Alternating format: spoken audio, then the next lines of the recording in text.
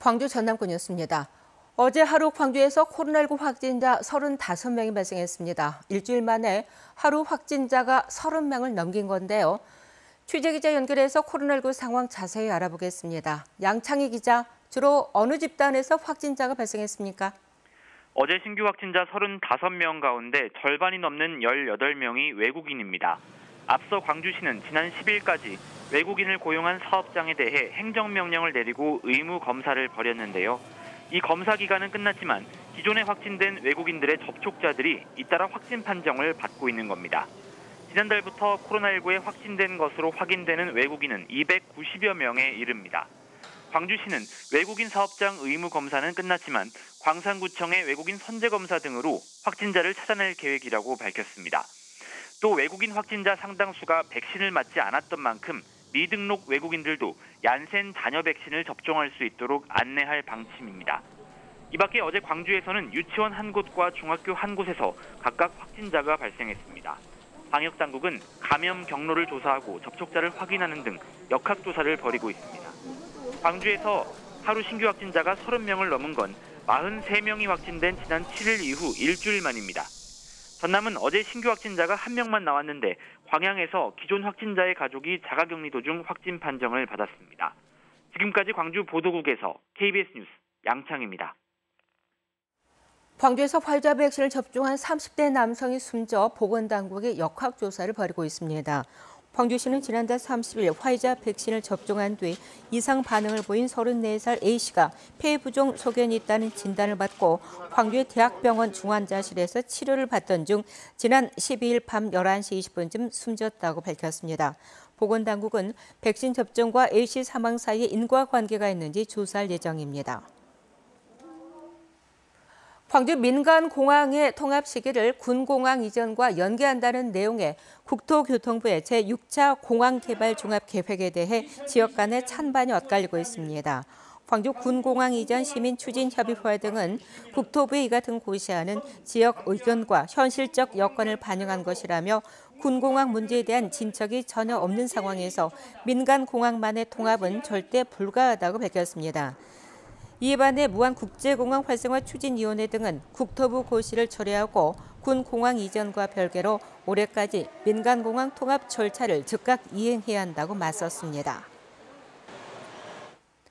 정세균 민주당 대선 경선 후보가 후보직에서 물러나 당에 백의 종군하겠다고 경선 포기를 전격 발표했습니다. 호남에서 정 후보를 지지했던 표심이 어느 후보로 흘러갈지 주목되고 있는 가운데 1차 슈퍼위크에서 과반 득표를 이어온 이재명 지사와 처음으로 누적 득표 30%를 넘은 이낙연 전 대표가 오는 25일 열릴 호남 대전을 앞두고 총력전을 펼치고 있습니다. 보도에 김호 기자입니다. 지난 주말 1차 슈퍼위크까지의 누적 득표율은 이재명 후보 51.41%와 이낙연 후보 31.08%, 지역 순회 경선과 1차 선거인단 투표까지 5연승을 거둔 이재명 후보는 대세론을 굳혀가는 모양새입니다. 하지만 의원직 사퇴로 배수진을 친 이낙연 후보는 처음으로 득표율 30%를 넘기며 추격의 시동을 걸었습니다. 오는 25일과 26일 열리는 호남 경선은 두 후보 모두 물러설 수 없는 최대 승부처입니다.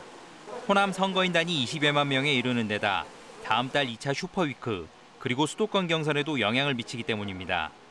이재명 후보 캠프는 대세론과 확실한 본선 후보라는 점을 강조하면서도 긴장 속에 막판까지 내부 결속에 집중한다는 전략입니다. 이 후보는 화상회의 형식의 간담회를 통해 광주 전남 6대 공약을 발표하면서 호남 표심을 공략했습니다. 오늘 여러분께 드린 약속도 실력과 성과로 입증된 제가 반드시 실천해서 광주시와 전남을 더 활기차고 잘 사는 지방으로 만들겠습니다. 20%포인트가량 벌어진 격차를 극복해야 하는 이낙연 후보는 일단 호남에서 이재명 후보의 과반을 저지해야 합니다. 이낙연 후보는 1차 슈퍼위크에서 이재명 후보와의 격차를 줄인 데 의미를 두고 안전한 후보를 선택해달라고 호소했습니다. 대선은 확장성의 싸움입니다. 확장성은 안전한 후보만이 가질 수 있습니다. 그 확장성이 저 이낙연에게 있습니다. 양강구도 속에 박용진 후보도 광주에서 지역 공약을 발표했고 추미애, 김두관 후보 등도 호남 경선에 모든 화력을 집중할 것으로 보입니다. KBS 뉴스 김호입니다. 코로나19 확산으로 지역 소상공인 등이 큰 어려움을 겪고 있는 가운데 이번 추석에는 전통시장에서 장을 보자는 홍보 행사가 열려 관심을 끌고 있습니다. 중기부는 전통시장 이용을 활성화하기 위해서 이번 주말까지 온누리 상품권을 특별 할인 판매합니다. 윤주선 기자가 보도합니다. 추석을 일주일에 앞둔 한 전통시장입니다. 예전 같으면 사람들도 발 디딜 틈 없었지만 코로나19 이후에는 좀처럼 대목 분위기를 느끼기 어렵습니다. 사람들이 완전 북적북적해요. 진짜 이 아줌마들이 여기에 이렇게 줄을 서요. 근데 지금은 보시다시피 병원 갔다가 여기서 조금 오시고 저기 조금 오시다가 그냥 가셔요. 없어요. 치솟는 생활 물가에 시장을 찾은 소비자들도 선뜻 물건을 사겠다고 손이 나가지 않습니다. 재난지원금 뭐 나오잖아요. 네. 그걸로 좀 사시면 되잖아요. 그건 나가도 쓸 것이를 왜 저 한 마리 8만 원인데 못 쓸 것 있어. 코로나19에 따른 상인들의 어려움이 장기화하자 중기부 장관 등이 직접 전통시장을 찾아 장보기 행사를 했습니다. 시장 상가에서 과일이나 축산물 등을 사며 상인들을 위로했습니다. 올해 추석을 맞이해서 지난주부터 국민들을 대상으로 상생 지원금이 나가고 있습니다. 이제 그런 상생 지원금을 우리 전통시장이나 소상공인들에게 많이 좀 소비해 주십사 하는. 중소벤처기업부는 전통시장 이용을 활성화하기 위해 오는 17일까지 3천억 원 규모로 온누리 상품권의 할인율을 5%에서 10%로 확대해 판매한다고 밝혔습니다. KBS 뉴스 윤주성입니다. 광주시가 추석 연휴가 시작되는 오는 18일부터 코로나19 대응 비상 상황 관리를 위한 종합상황실을 운영합니다. 광주시는 이에 따라 코로나19 확산을 막기 위해서 방역 비상체계를 가동하고 시청 임시선별검사소와 5개 구청 선별진료소를 정상 운영한다고 밝혔습니다. 또 병원 휴진으로 인한 진료 공백을 최소화하기 위해서 응급의료기관 20곳과 응급실 운영 신고기관 4곳은 평소처럼 24시간 진료 체계가 유지됩니다.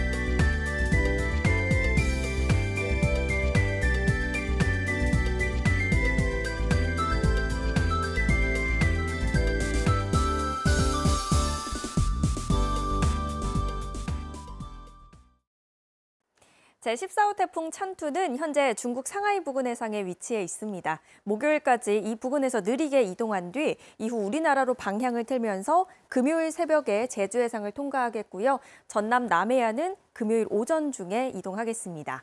이미 태풍의 간접 영향을 받아 남해안을 중심으로 비가 내리고 있습니다. 특히 오늘 낮 동안에 남해안 지역의 빗줄기가 점차 강해지겠는데요. 시간당 30mm 이상의 집중호우가 쏟아지면서 진도와 완도, 해남에는 호우특보가 내려질 가능성이 있고요. 바람 또한 순간풍속, 초속 20m 이상의 강풍이 예상됩니다. 내일까지 예상되는 비의 양은 광주 전남 지역에 20에서 80, 남해안 지역에 120mm 이상입니다. 다음은 자세한 지역별 날씨입니다. 오늘 비가 내리면서 낮 동안 기온은 크게 오르지 못하겠습니다. 광주가 26도로 어제보다 2도가량 낮겠습니다. 여수와 고흥, 보성 모두 한낮 기온 24도에 머물겠습니다. 목포의 낮 최고 기온 26도, 해남과 완도 25도가 예상됩니다. 신안도 한낮 기온 26도에 머물면서 어제보다 2도가량 낮겠습니다. 현재 해상에는 특보가 내려진 곳들이 많습니다. 서해남부 남쪽 먼바다에는 태풍 경보와 풍랑 경보가, 북쪽 먼바다와 남해서부 먼바다에는 풍랑주의보가 발효 중인데요. 오늘 먼바다는 물결이 최고 5, 6m로 매우 높겠습니다. 태풍이 지나가고 주말부터는 다시 맑은 하늘 되찾겠습니다. 날씨였습니다. 광주 서구청 소속 국장급 간부 공무원이 부하 직원을 성추행했다는 고소장이 접수돼 경찰이 수사에 나섰습니다. 광주 서부경찰서는 지난달 31일 서구청 소속 4급 국장 A씨가 부하 여직원에게 신체 접촉을 했다는 내용의 고소장을 접수하고 A씨를 성폭력 범죄 처벌 등에 관한 특례법상 업무상 위력에 의한 추행 혐의로 입건했다고 밝혔습니다. 서구는 지난 10일 A 국장을 직위 해제하고 경찰 수사 결과에 따라 추후 절차를 진행할 예정입니다. 호남 샤니 광주공장에서 운송 거부 파업을 벌이고 있는 화물연대 조합원들이 집회 과정에서 경찰의 과잉 진압을 주장하고 나섰습니다.